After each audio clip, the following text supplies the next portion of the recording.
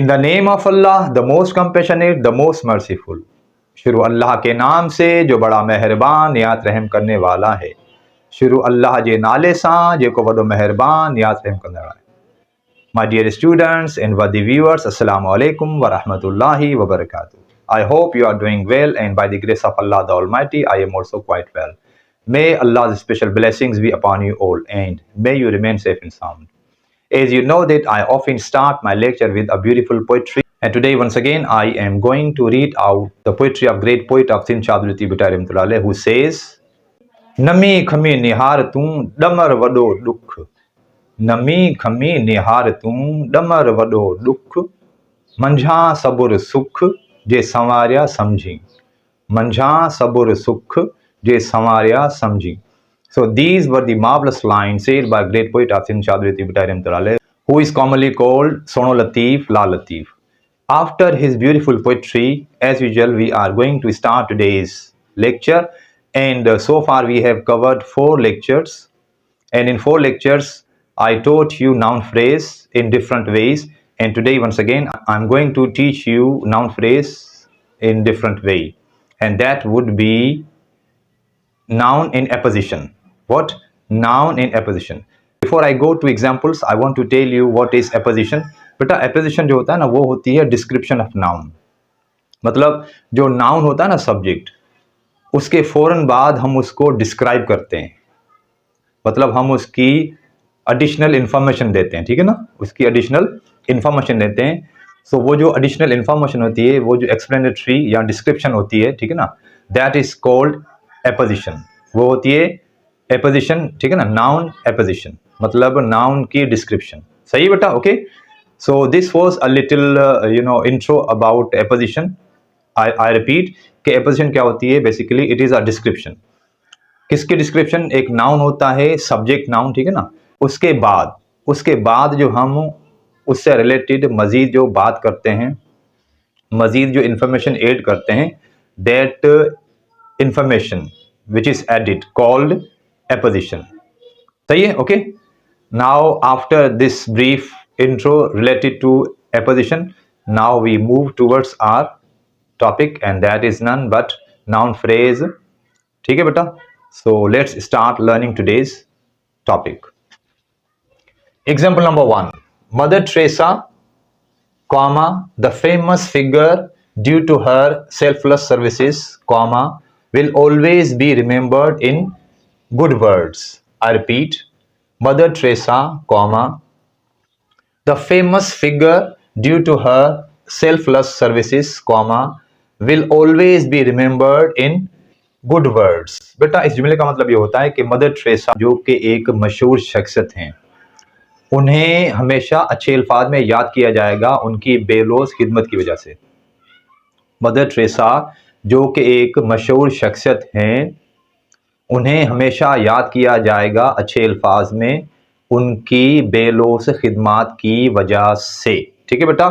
अब देखें कि मैंने लेक्चर के स्टार्ट में कहा था कि नाउन एपोजिशन, ठीक है ना, नाउन एपोजिशन क्या मैंने आपको बताया था कि नाउन की डिस्क्रिप्शन, मतलब जो सब्जेक्ट नाउन होगा उससे रिलेटेड हम मजीद इंफॉर्मेशन उसमें ऐड कर रहे होंगे, तो उसको कहा जाता है नाउन एपोजिशन. अब यहाँ पे देख लें, ये देख ले मदर टेरेसा, ठीक है, ये है हमारा असल सब्जेक्ट.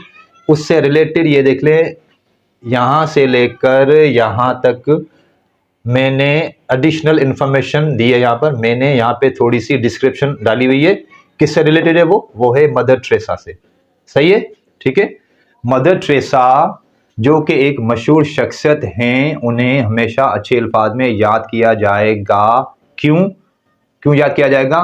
उनकी बेलोस खिदमत की वजह से. सही बेटा? उनकी बेलोस खिदमत की वजह से उन्हें अच्छे अल्फाज में हमेशा याद किया जाएगा. फाइन बेटा? So that was example number 1. Now we come to example number 2. Islamabad, comma, the capital of Pakistan, comma, is a very beautiful city. I repeat, Islamabad, comma, the capital of Pakistan, comma, is a very beautiful city.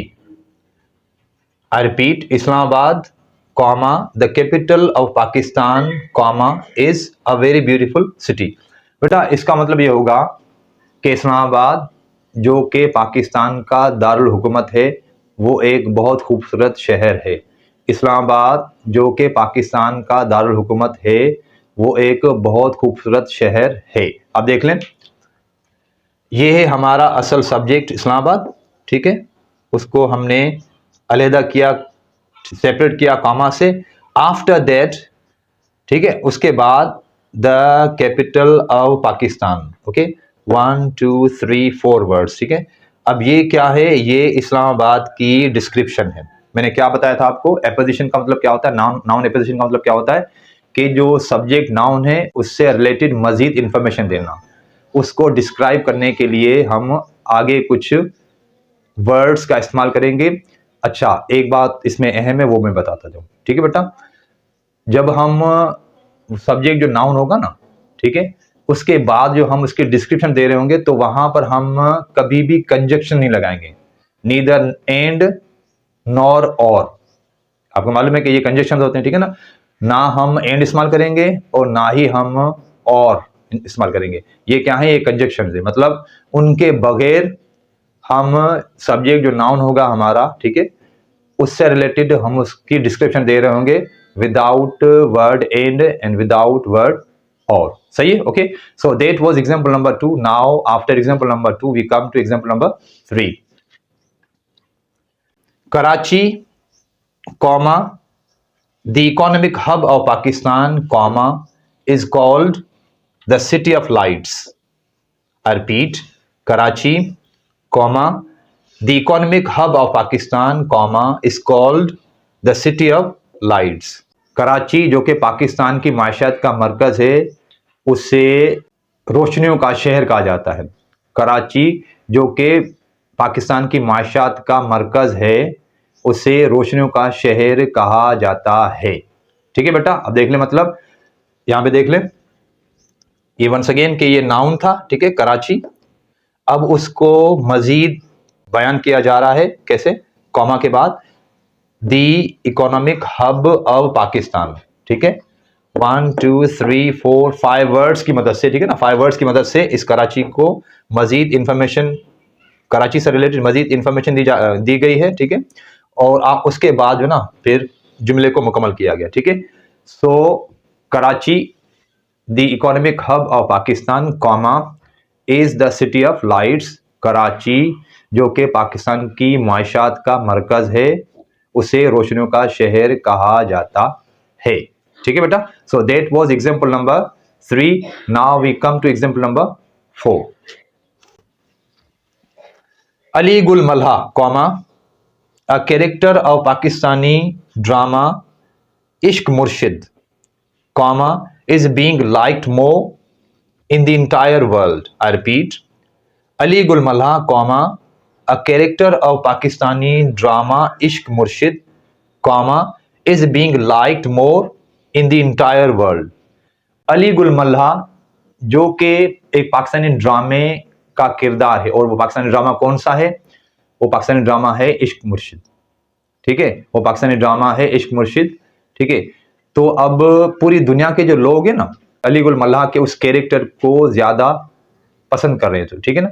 तो मतलब अली गुल मल्हा जो कि एक Pakistani drama Ishq मुर्शिद का किरदार है उससे दुनिया भर में बहुत पसंद किया जा रहा है।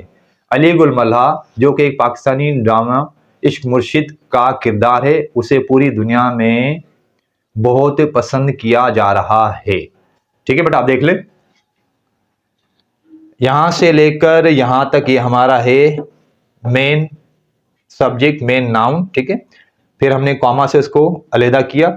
After that a character of Pakistani drama Ishq मुर्शिद, 1 2 3 4 5 एंड 6 वर्ड्स। ये क्या है, ये है अली गुल मल्हा जो कैरेक्टर है ना उसकी है डिस्क्रिप्शन, उसकी है एडिशनल इंफॉर्मेशन, ठीक है।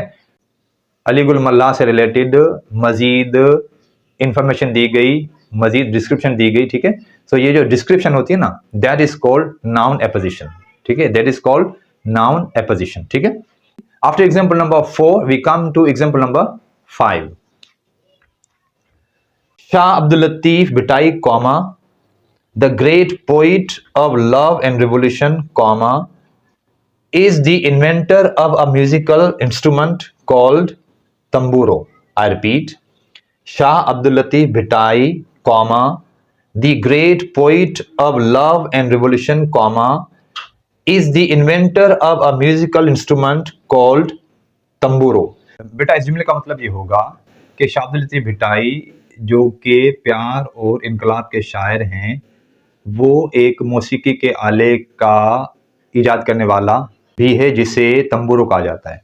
शाह अब्दुल लतीफ भिटाई जो कि प्यार और इनकलाब का शायर है, वो एक मौसीकी के आले का ईजाद करने वाला भी है जिसे तंबूरो कहा जाता है। ठीक है बेटा, आप देख लें यहाँ पर कि आफ्टर शाह अब्दुल लतीफ भिटाई, कॉमा, ये जो है ना, the great poet of love and revolution, what is that? That is noun apposition. ठीक है, मतलब कि शाह अब्दुल लतीफ भिटाई के बाद उसको मजीद कुछ जो ना, उसमें मजीद कुछ इंफॉर्मेशन डाली गई है, so that additional information added to Shah Abdul Latif Bhittai is called noun apposition. मतलब ठीक है ना, मतलब कि वो जो हमारा मेन सब्जेक्ट था नाउन, ठीक है, उसके बाद हमने जो भी 5-6 वर्ड्स उसमें ऐड किए, so those words are called noun apposition. सही है बेटा? Okay, right. I hope whatever I have taught you today, you have understood it in good way. But if you have any confusion, or if you have got any question, or if you have got any query, you are allowed to ask me questions. I'll be there to answer your questions. ठीक है बेटा? And now it's time to end our today's lecture. And you know that I always end my lecture with a beautiful dua which used to be said by Holy Prophet sallallahu alaihi wasallam, who would say, Rabbi zidni ilma, O my lord increase my knowledge, ओ मेरे Allah मेरे इल्म में इजाफा कर, ओ मुझे रब मुझे इल्म में इजाफा कर। Until next video, अस्सलाम वालेकुम and bye bye.